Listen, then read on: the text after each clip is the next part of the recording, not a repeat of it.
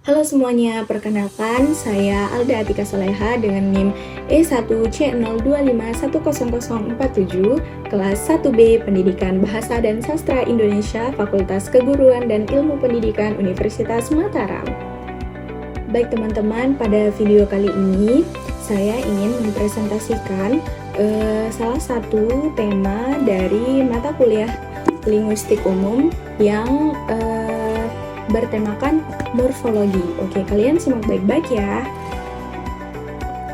Jadi dalam ilmu linguistik itu banyak sekali yang kita pelajari. Di antaranya ada fonologi, terus fonologi, semantik, sintaksis. Nah, itu masing-masing memiliki materi yang ingin disampaikan. Nah, seperti fonologi itu kan menjelaskan tentang bunyi. Terus kalau semantik itu tentang makna, sintaksis itu tentang struktur. Nah, sedangkan morfologi atau yang akan kita bahas pada video kali ini adalah tentang morfologi, yaitu tentang kata. Ingat, kata. Intinya satu hal yang harus diingat dalam pembahasan morfologi ini adalah tentang kata. Jadi, morfologi itu singkatnya adalah ilmu yang membahas tentang bentuk kata dan proses pembentukan kata. Nah, itu adalah poin utama yang akan kita bahas dalam materi morfologi kali ini. Nah, bagaimana suatu kata itu terbentuk dan bagaimana perubahan bentuk kata itu mempengaruhi makna dari sebuah kata. Nah, jadinya kita akan terfokus pada kata, bukan pada bunyi, bukan pada struktur, bukan pada makna.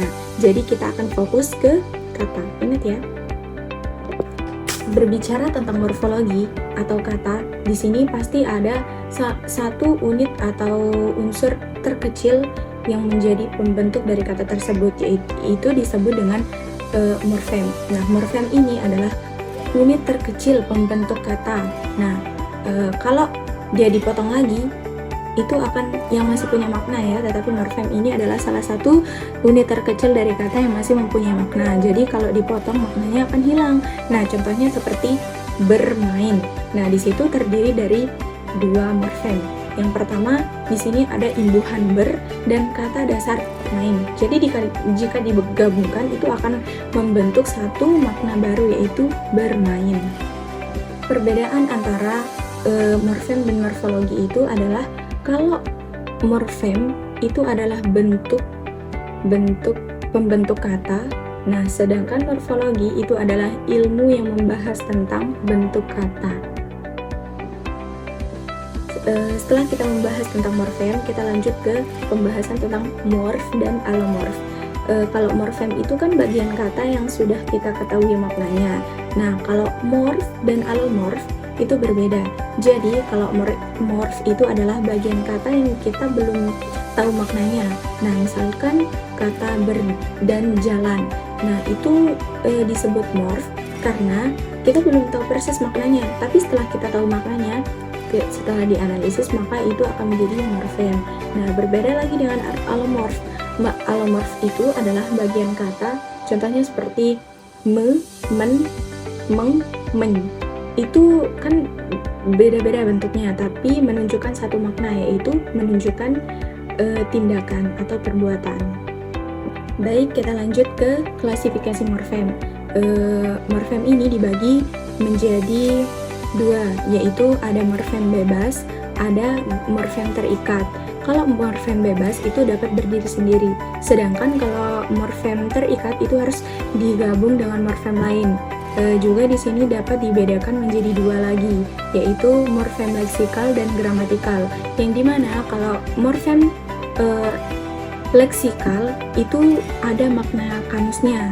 Nah, sedangkan kalau morfem gramatikal itu yang bisa membentuk makna dan mengubah makna. Contohnya ya, seperti awalan me. Itu merupakan morfem terikat dan gramatikal. Sedangkan kalau baca itu adalah morfem bebas dan leksikal. Jadi kalau keduanya digabungkan itu akan membentuk satu kata, yaitu membaca. Baik, setelah kita memahami bagaimana suatu kata itu terbentuk melalui banyak proses, nah kita di sini akan membahas tentang kata. Kata adalah satuan bahasa yang memiliki makna. Nah, kata ini dibagi menjadi beberapa bagian, diantaranya ada kata benda, kata kerja, terus kata sifat, kata keterangan. Nah, itu memiliki fungsi yang berbeda. Kalau kata benda, ya jelas itu menunjukkan benda seperti pulpen, buku, rumah, dan sebagainya.